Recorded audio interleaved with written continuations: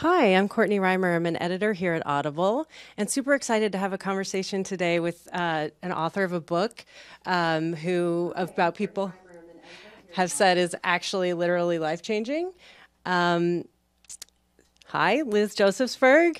Hi Welcome to there. Audible. Hi. I'm going to apologize up front for my sexy voice. I have a little laryngitis going on, but that won't get in the way of our conversation. No, it's fine as long as you're audible. It That's works. right. Hey. So you're a self-care expert, and your book Target 100 is all the rage among my friends who have a hard Thank time you. finding a balance between health, sleep, self-care, fitness, me time, and I think we all can relate to having a hard time. I know you have too, finding that balance. And I think your book does a good job of explaining that. Today, we're going to hear from fans who already know you and listeners who are coming to this for the first time. So we'll take some of their questions on Facebook. And everyone, feel free to add yours to the mix by commenting on Facebook. So, talk to me a little bit about self-care and the importance of self-care and self-development, whatever self-help it's being called these days, and what it means to you. Well, for me, self-care is really understanding almost how to put yourself first in a world that's always asking you to put other people first. And what I'm finding is people really don't know how to do it anymore, and to really find that time. And that's what Target 100 is. It's a manual for teaching you how to change your habits in different pillars that really put you in the front seat of your own life.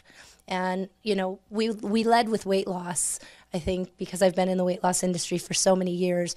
But what I really saw Target 100 as and wanted it to be was a manual for self-care. Or I kept saying to the publisher, I want it to be the joy of cooking for wellness. Right? That if you had a daughter or a son that was struggling, was stressed and overworked and didn't know how to get healthy, that you would, as a parent, you'd be like, gosh, I got to give this book. It makes so much sense, and it's science-based, and it's not crazy. It's not telling you that you're going to, lose 50 pounds in 3 weeks. And, it's really just about training you to change your life and your habits. Real lifestyle, the Yeah. whole thing. Stepping back a little bit about you, you mentioned you've been in the weight loss industry for a long time, and you have some big names that you've worked with. Tell me a little bit about your background and sort of how that came to Target 100. Sure. I struggled with my weight from the time I was a child. So I ended up really trying every single diet that you've ever heard of. I then ended up working at Weight Watchers for 11 years and became there. I started as a member. I had weight to lose, and I went there and I lost it, and I worked my way up from the ground level, from a receptionist who weighed in thousands of people a week, all the way up to, I guess my last title was the Director of Brand Advocacy and the National Spokesperson. So in those years, I was what you'd call the black ops, like secret leader who helped celebrities lose weight. So it was my job to help Jennifer Hudson and Jessica Simpson, Charles Barkley, Katie Couric. It was additionally my job to, act as that national spokesperson. But most importantly, I think, I was one of the people behind the scenes in program development. So I was working with the science team behind the glass to bring people in, test programs, and then I always say this word, zhuzh them so that they worked better and really listen to the feedback. So I was very involved in developing the weight loss programs at Weight Watchers. After I left there, my real goal, I love Weight Watchers to this day, but I really had become, everyone kept saying, you're a Weight Watchers expert. And I wanted to become a weight loss industry expert because I had seen so much of one perspective. So I jumped off there and started my own company and literally started working anywhere that would take me to hear about not just weight loss anymore, but wellness. I became certified as a personal trainer because I saw a huge hole in that people were talking about one thing but they weren't trained in both things. So if I could talk about both nutrition and exercise, I would be kind of a solo voice. So I did go back to school. I worked at Lifetime Fitness. I worked in wearable technology, you name it. And all of that background was what I put into Target 100, on top of struggling with my own weight my whole life and losing 65 pounds myself and working every day to keep that off. I wanted to kind of pull the curtain back and say, listen, guys, this is what's really happening in the weight loss industry. Here's the truth, that this is a brain game more than it is about you needing a meal plan. This is a brain game, and I'm going to teach you how to win it. And talk to me a little bit about how maybe the advice, I think people hear things like Jessica Simpson and Jennifer Hudson, and they kind of want, people love hearing about celebrities. Sure. And I want to know some of the things you taught them that you think helped them, but also normal people like you and me could apply to our own lives. Absolutely. I think my main goal was, and if you look at these people, these clients, the one piece of pride is they have not gained their weight back, right? I really worked with them to learn how to indulge correctly.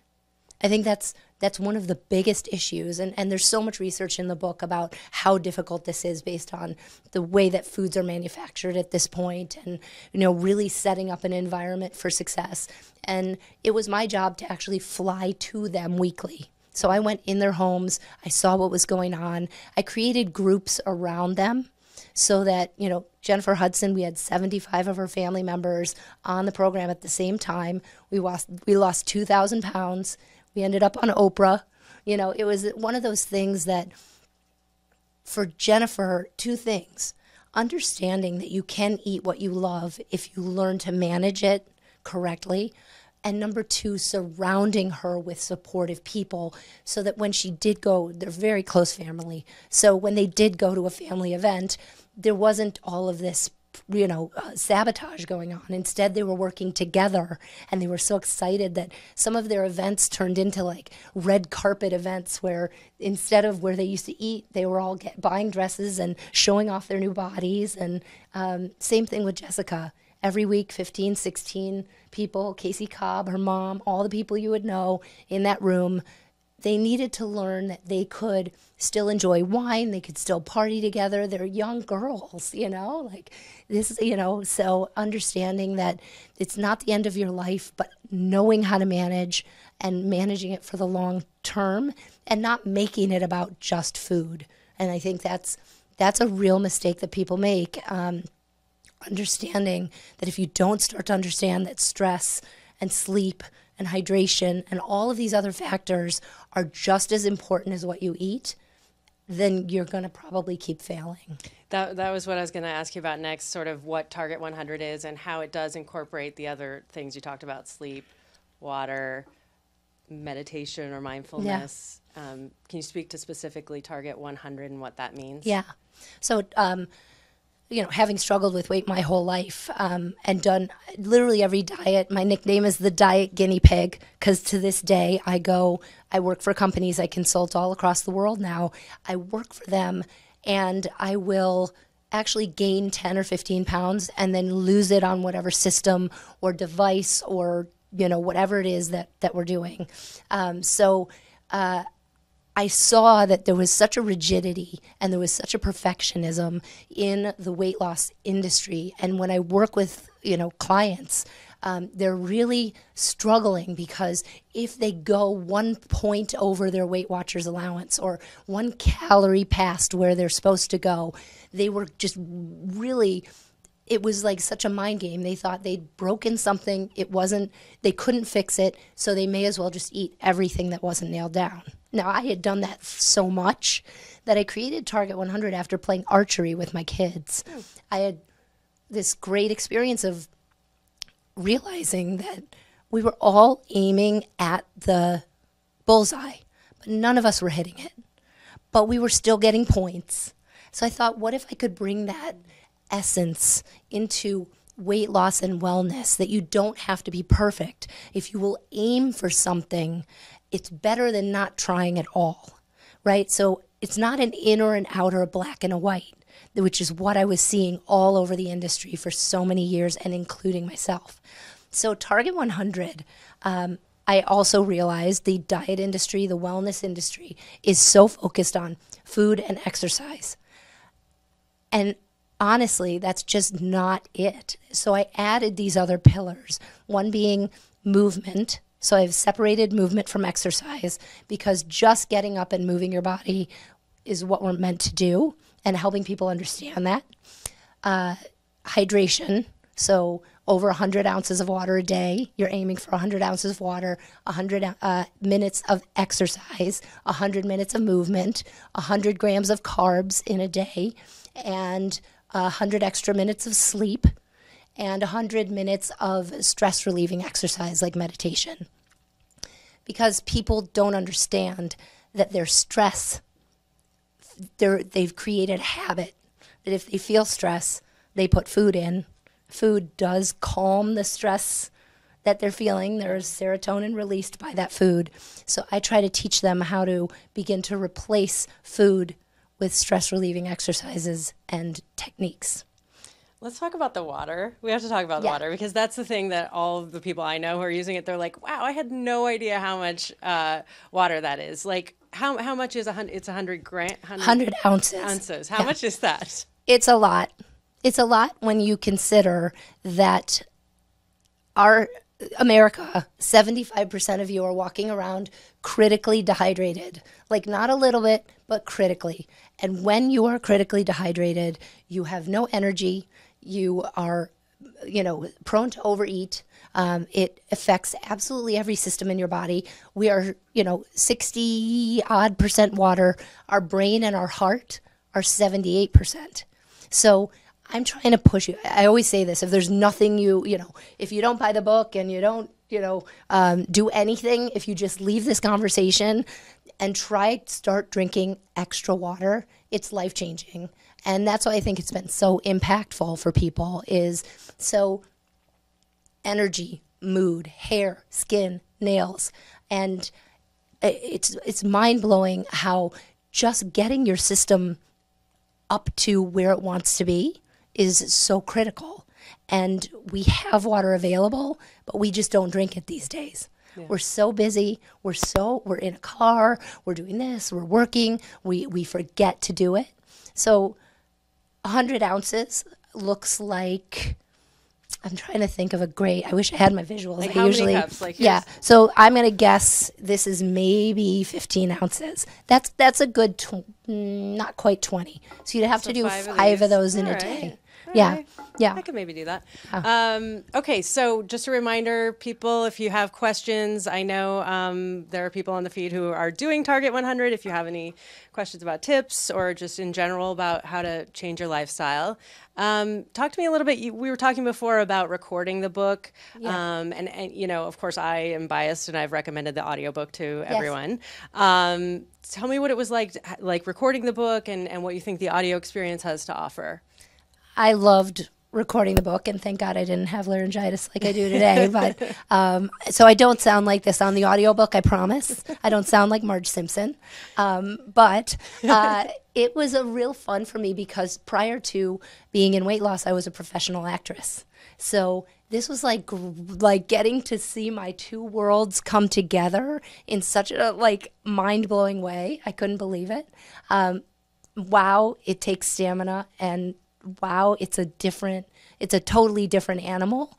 But reading your own book, especially when you guys read it, when you listen to it, you're gonna hear in both mediums, you're gonna hear the passion that I have, and I hope you'll hear it today.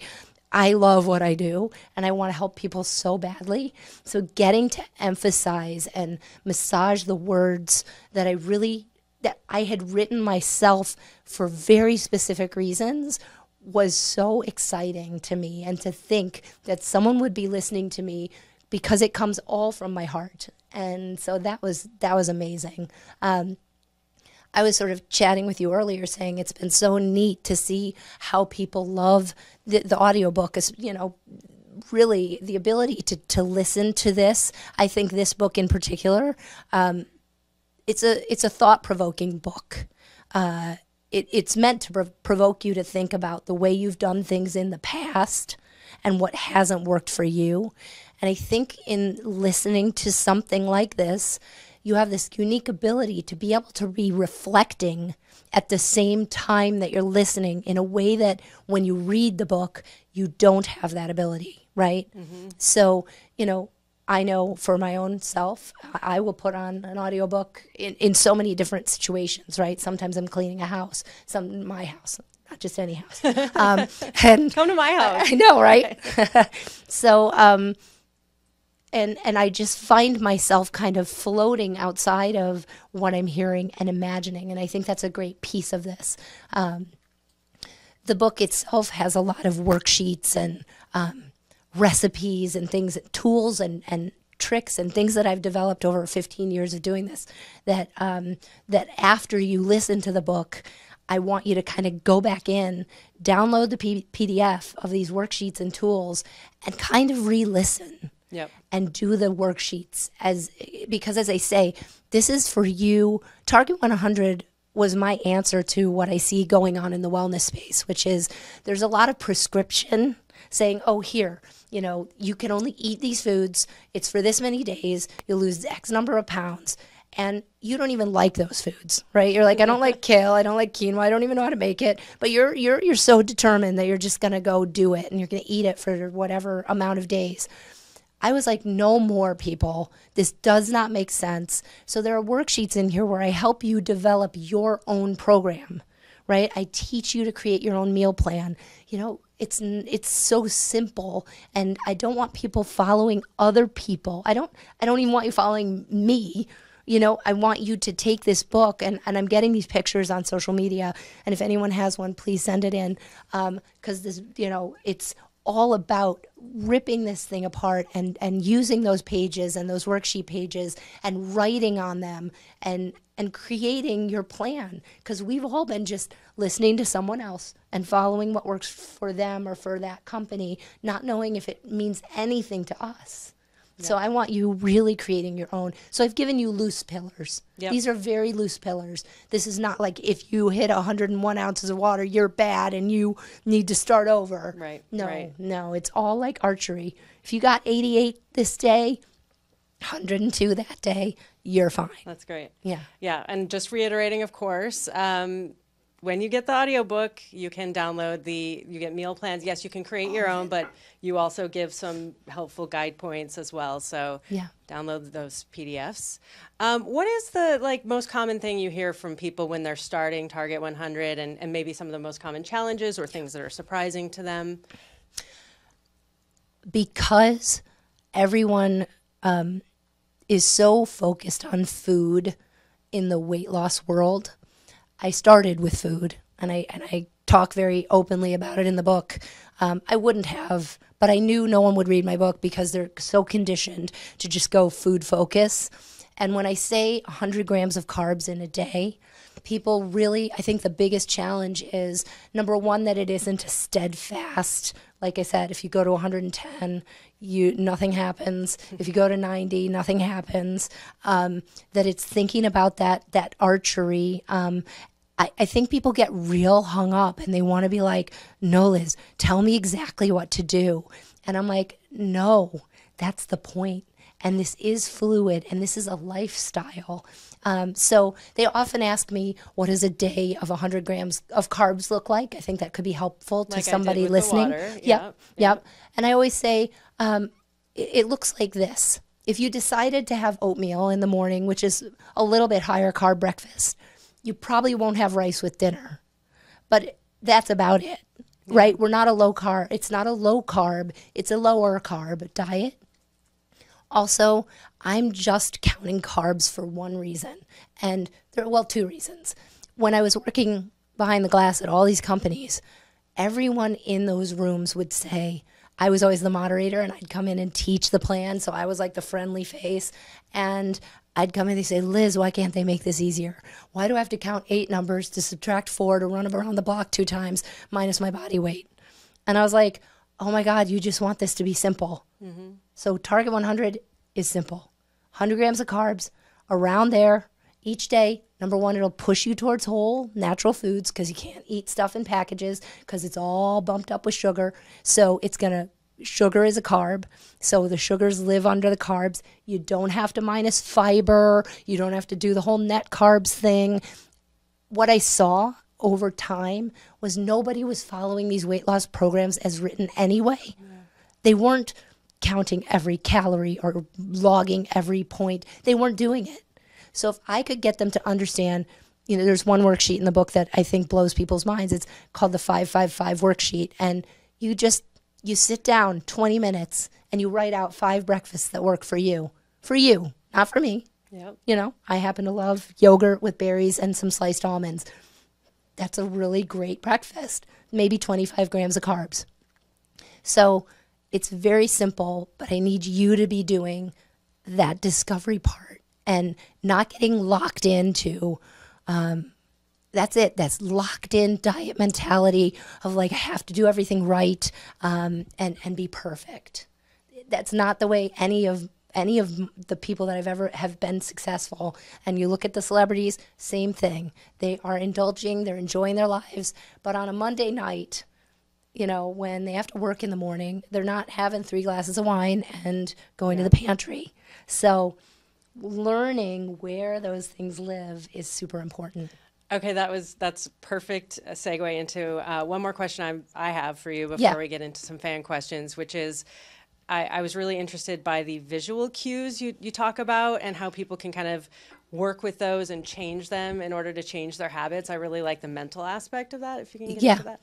Well, and forgive me, I'm thinking of 2 different things. Yeah. Did you mean when people see food, they're driven to eat it? Well, there's 2. Yeah. There was one about, if you always walk in the back door and that's right into your kitchen.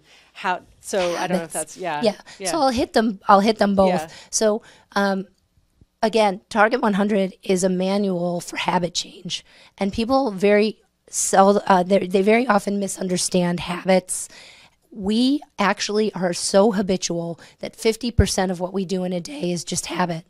And habit lives in this sort of back area of the brain where we don't think. So 50% of your food choices end up just being habitual. And they end up being habitual patterns. So what I'm trying to help you understand is you're not broken. Nothing's wrong with you that you keep failing and getting that donut at the donut cart in the morning. But let's unravel your habits because you're probably waking up too late, hitting the snooze 3 times, getting up, having no time to make a breakfast or bring a breakfast or even stop somewhere to get a little healthy breakfast.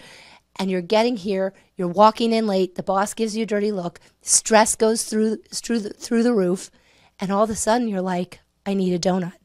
If you do that 2 or 3 times, you've created a habit. And your brain stops having it up here in the frontal cortex where you're decision making and starts putting it back here where shave and haircut, 2 bits. This is how I'm living now. I'm getting up late every morning. I'm grabbing something. So we're very cued by what we see, smell, hear, and talk about. So another piece of this is understanding that you have a secondary hunger system.